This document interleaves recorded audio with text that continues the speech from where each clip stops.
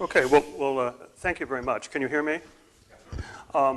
So as Roger said, I'm primarily a philosopher of science, and I have some interest in moral decision-making and the mechanisms that underlie moral decision-making. I'm not an expert at all on the relationship between science and religion, and in fact, I'm afraid that I haven't read a number of the books that are being discussed at this conference. But what I have been listening to what's been said, and I've had certain reactions, and one of my main reactions has just been surprise at some of the things that are being claimed. And I wanted to begin just by saying a little bit about that, and then I'll segue into the a very brief sort of moral philosophy part of the talk. So in the past couple of days, I've heard the following claims, and I'm caricaturing slightly, but here they are. There's the claim that God doesn't exist. There's the claim that belief in God or religious faith or perhaps particular religious doctrines are responsible for all sorts of bad outcomes that we don't like suicide bombing or interference with scientific research. And then there's the at least implicit suggestion it's a good, practical, workable strategy to try to ameliorate these bad outcomes by converting the world to secular humanism. So the thought is that there's something like a straight line from, I take it, from those three propositions, from 1 to 2 to 3. The thought, I guess, is something, you can explain to me if I'm wrong about this, that religious faith is irrational. Irrationality, of course, is bad, and this badness in belief leads to badness in action. So we have, boy, a real simple, straightforward explanation of why there's suicide bombing. Now, I'm an atheist. I've been an atheist since I grew up in a religious family, but have been an atheist since about age 10, very unapologetic about it. But I don't think that the truth of atheism generates answers by itself to those claims 2 and 3.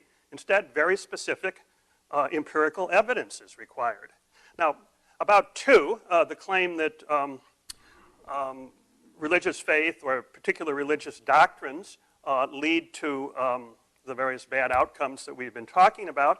Well, I think there are just some basic sort of methodological points here that need to be made.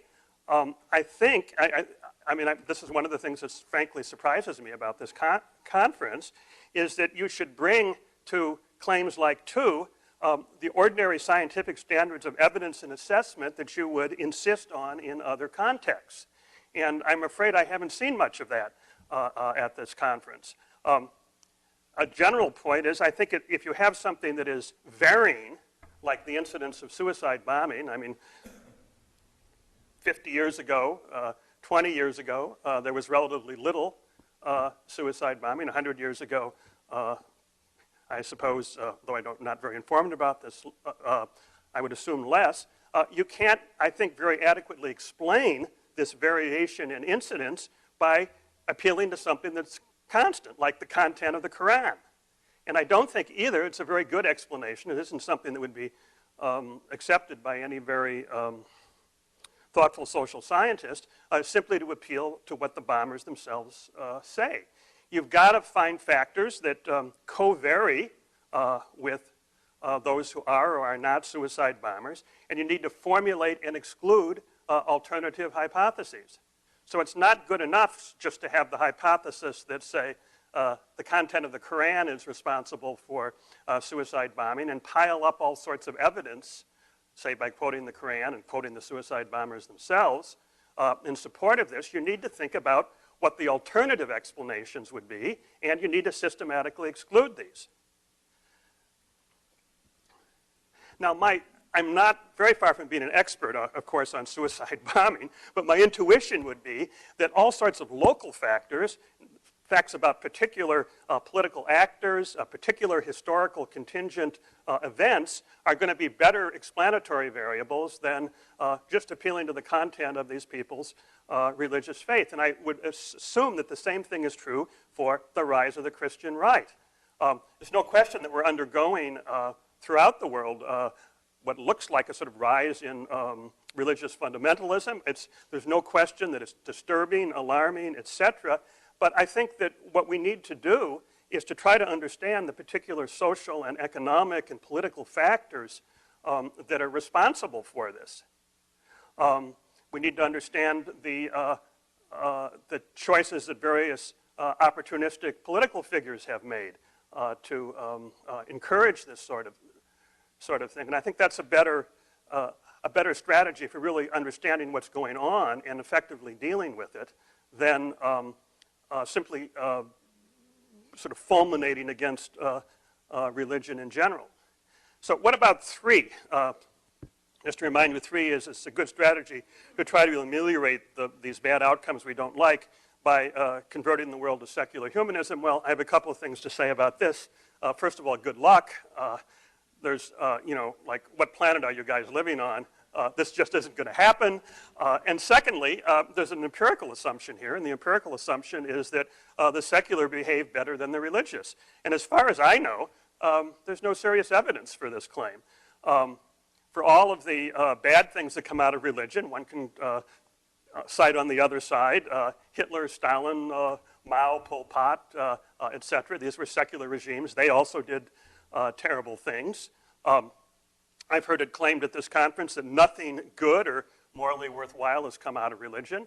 I'm not a religious person, but I think it's simply an empirical fact that, for example, the civil rights movement in the United States drew heavily on religious inspiration.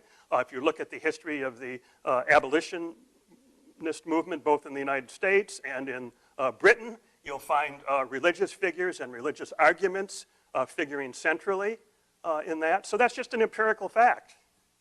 And as scientists, you shouldn't deny it. Okay. Now, I think in some sense that if the causes of the kind of behavior that we don't like are local in particular, this is good news because it makes the problem more tractable. We can try to address these.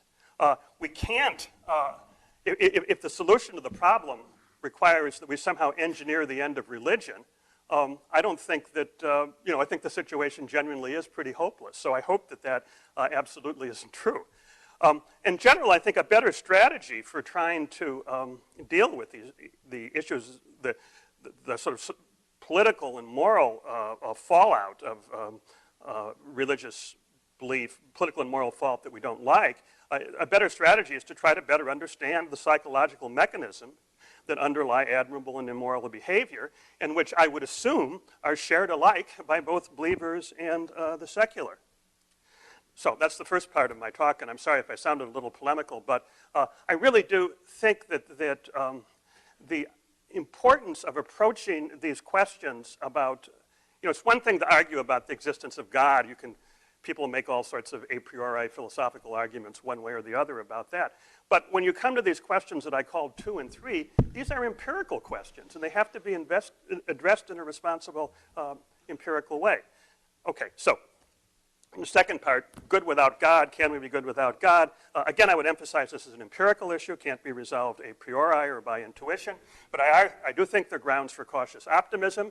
After all, cooperative behavior presumably has been a feature of behavior in the human species since the origins of Homo sapiens. It greatly antedates the monotheistic religions. This certainly suggests that we don't need these religions for cooperative or moral behavior. The decline of religious belief in Western Europe, this is already something that's been mentioned over the last century, certainly has not been accompanied by any great explosion of immorality.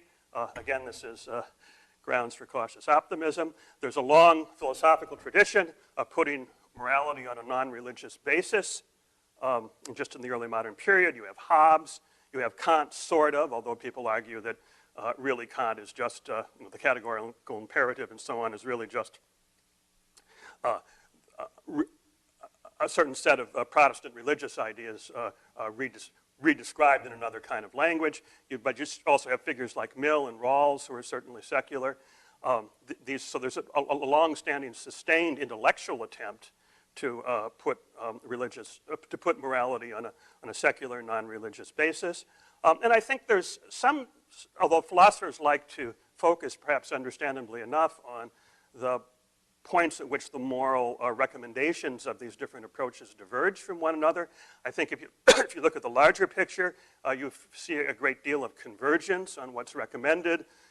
Ideas about human rights, human equality, etc., figure in all of these figures.